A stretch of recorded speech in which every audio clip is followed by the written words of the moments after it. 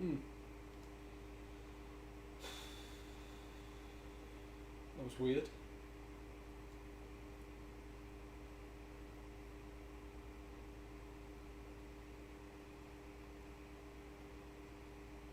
Can the world hear me?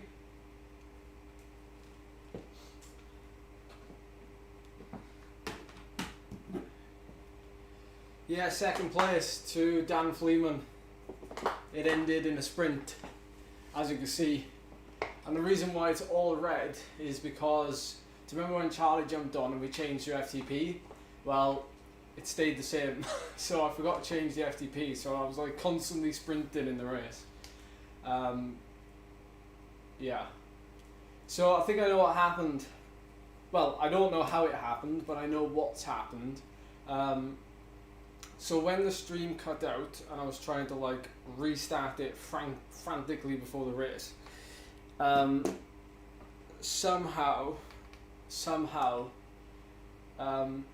had happened in my YouTube live stream settings, and in my YouTube live stream settings everything had been completely wiped, like the whole description, like the description box where things are automatically there's like a default, so that every time I stream you guys can see that that description is always the same. So that description was wiped clean. The title, as you can see, of this video is Ed Lamerick Livestream. Well, obviously I don't title in that, so that's the default. So everything's been reset to default for some reason. I even had to like re-enter my live streaming key into Streamlabs, like it completely reset everything. So I can't see how that has happened. But yeah, we've missed the race basically. Well, you've missed the race. And it was weird because, as you can tell, like even the thumbnail is like a random default thumbnail that I used to use like 3 years ago, 2 years ago. So so yeah, I really don't know what's happened there. Like I'm gonna have to go through the whole live stream settings now to like get everything back, together. But that was weird. Like I don't know what happened. To that. That's 2 days in a row that we've had problems with the live stream. Hopefully in the Donny Chain Gang tonight we won't have any problems. I hope. Oh, Jason, that was a good race. It was a good race. It wasn't that easy, Jason. It wasn't that easy. And I know the power graph is all off. As you can see at the bottom, it's all in red. And the reason why it's all in red is because the FTP number is set too low, so it thinks I'm riding zone 6 the whole time. Because when Charlie jumped on the other day to try it out and I set the FTP number really low, why did you text me?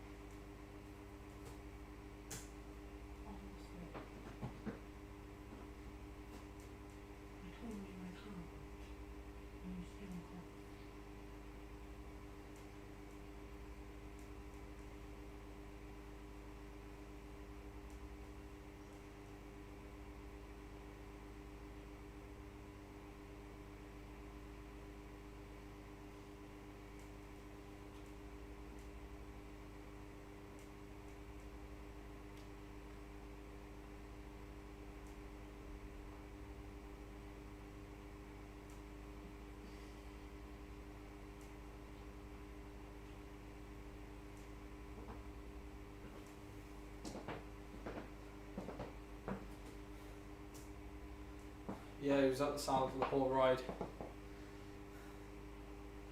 Yeah. Proper bummed about that again. Like, that was actually a really good race because there was two Saris Pros Closet riders in Dan Fleeman and Gavin Dempster. Gavin Dempster just won the Tour of the Healer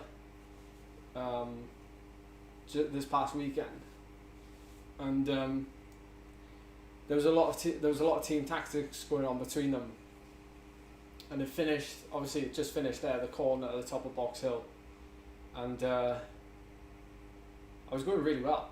I was going really well. It was just one of those rides where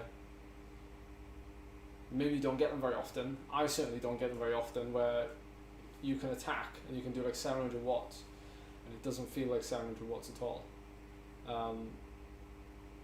And in fact, I might have even done a PB for a certain effort.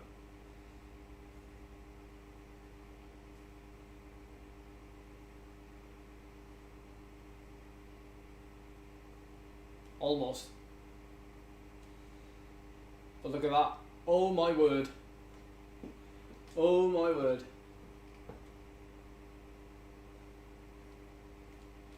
Hang on, I need to attend to Charlie.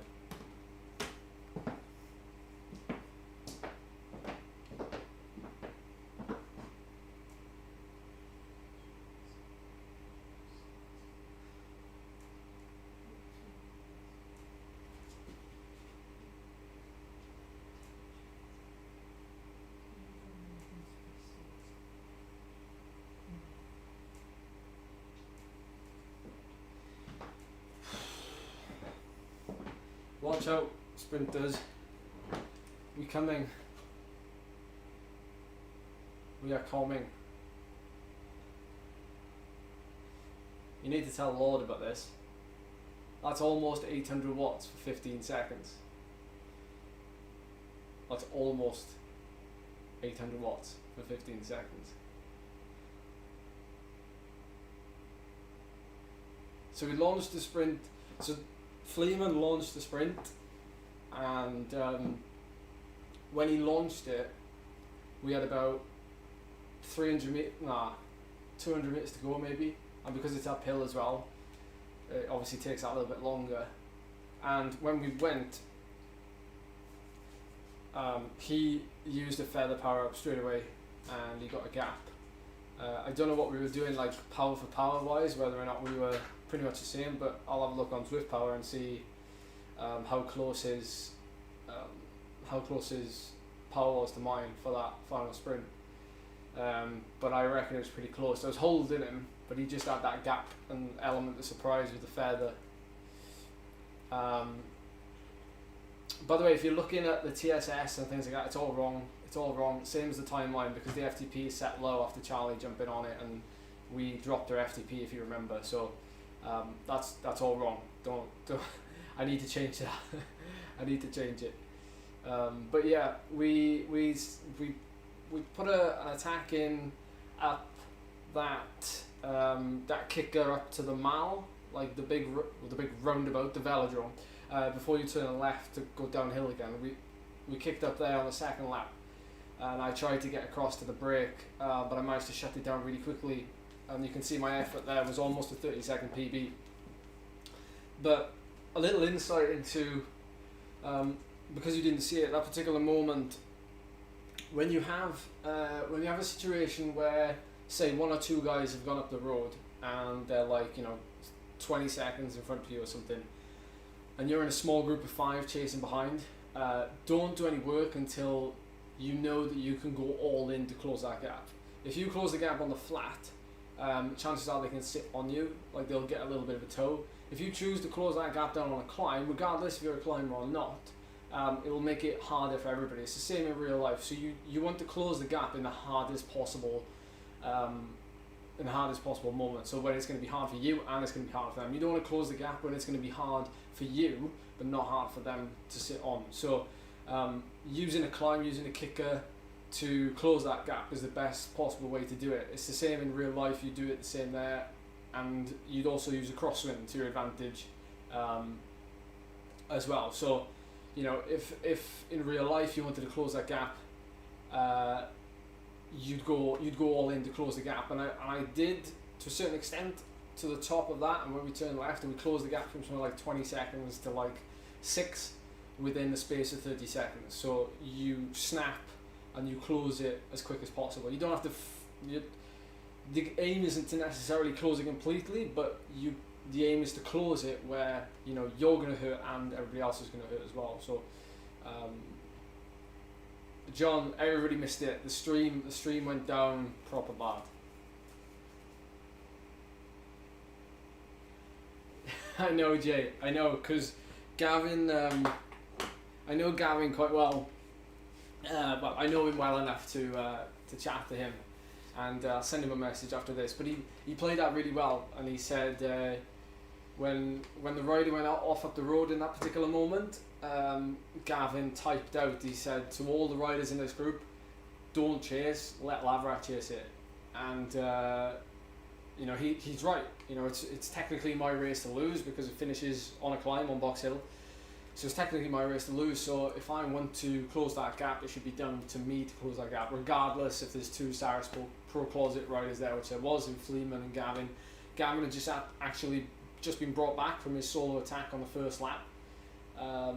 But we had an opportunity there to close the gap, a group of 6 of us, but of course I didn't want to close the gap, and it's always weird in that situation because as a strong climber you can almost afford to wait until the climb, because you know you can potentially climb faster than the rest of them, but then it's always a risky situation when you do that. I have to say that was a pretty good race. I enjoyed it. It had everything. It had tactics, it had a hill finish, it had a challenging sprint between me and Dan. I really enjoyed it.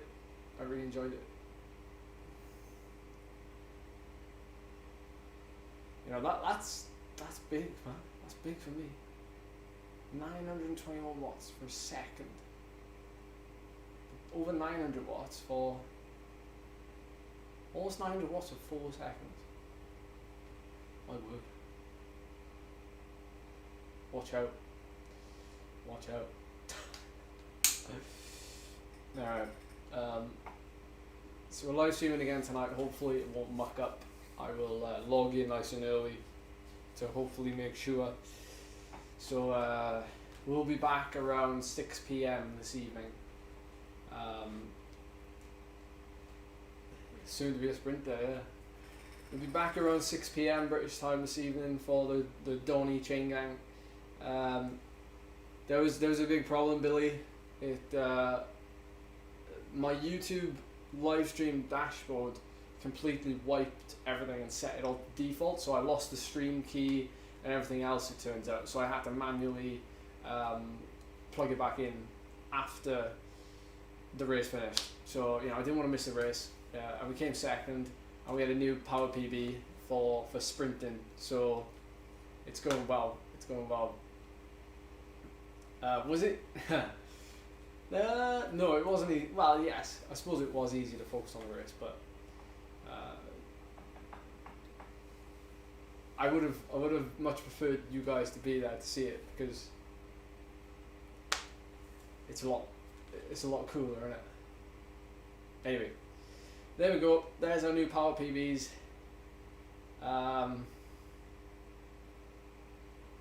No, it's not. It wasn't even recorded, Billy, because it only kind of went down with a couple of minutes to go, so I didn't really have time. It wasn't like last night where I had like half an hour to play with. So anyway, I'm gonna change the live stream name and everything,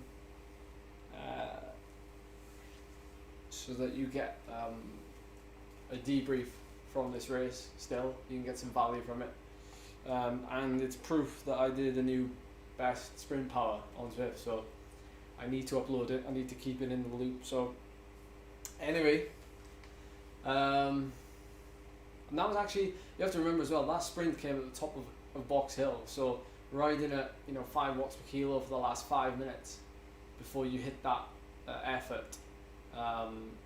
So when you get to the top of Box Hill, just before it flattens off, that's where the finish line was, and Dan Fleeman led it out, and it was just me and him, and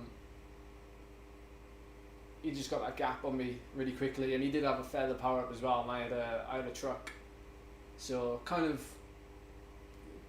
give him that little bit of advantage. But I want to see what power he did in the sprint and then compare it to mine. It'd be interesting to do that comparison. But yeah, I'm gonna upload this video now. It did age you. Well, it might have done.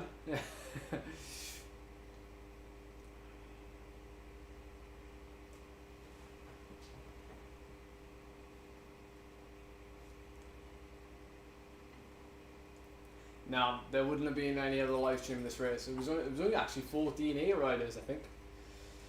It was a very, very small group. Yeah, the Truck of Doom really helped me on that hill. To be fair, the few days of recovery I had, so I had not so much days of recovery, but I had after Saturday morning's failed attempt of the race, I had all of Saturday afternoon off, all of Sunday, and then all of Monday until 7 p.m. So it was basically the equivalent of 2.5 days of rest. And I'm kind of fairly fresh today, I'd say. There's Ryan, so tonight I've been invited to do the Donny Chain Gang, which if you're from the UK, you probably know what it is. It's a very famous chain gang that they do outside the Russell Down in Leeds. They usually get some like pros that turn up to ride out who live in the area, up in Doncaster, north of England, if you call it north of England, probably is. And so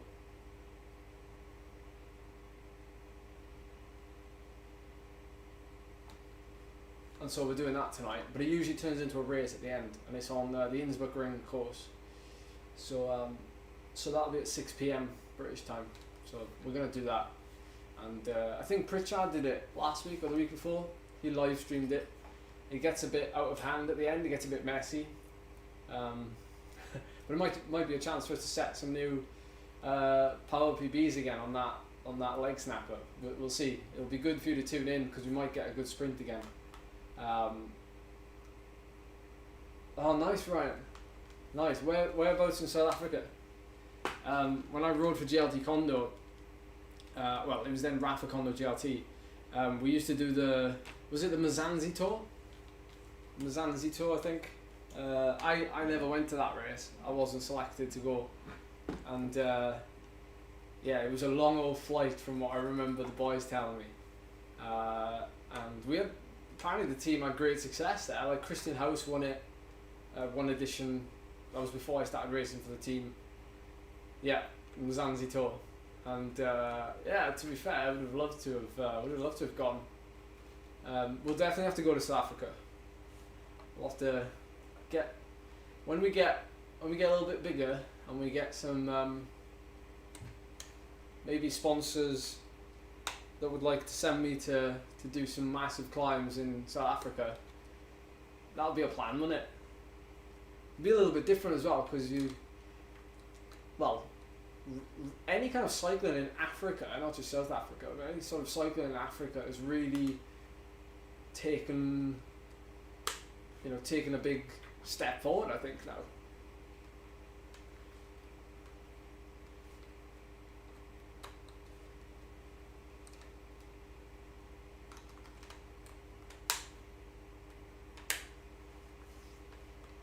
Anyway,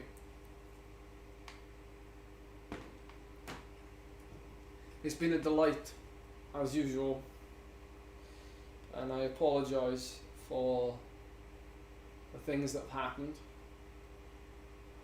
We'll try and fix them for you.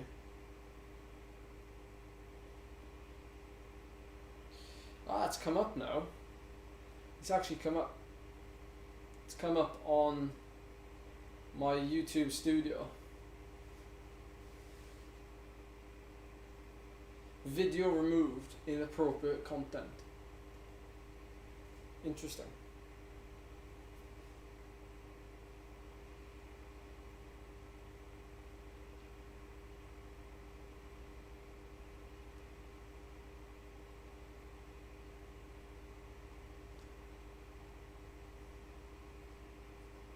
Anyway, I will catch you this evening. I'm going to keep Charlie company for the rest of the day because I've been a right moody person.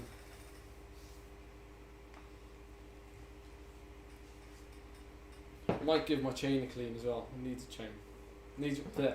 Need a clean. Yeah. Too many hairy nipples.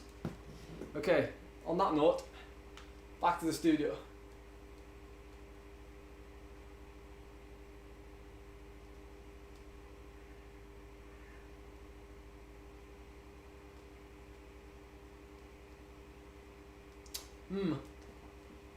No, it's not the music. It's not the music. The music's always been there. And it's always been quite like subtle in the background, and it is royalty free. So it's bizarre. But there we are. We'll have a little tinker. We'll have a Google, as they say. Right. Don't want to keep it any longer. It's nearly lunchtime. I'll see you on the other side this evening for a few more viewers, hopefully. Catch you in a bit. Catch you in a bit. Oh yeah. 256. Gotta change that.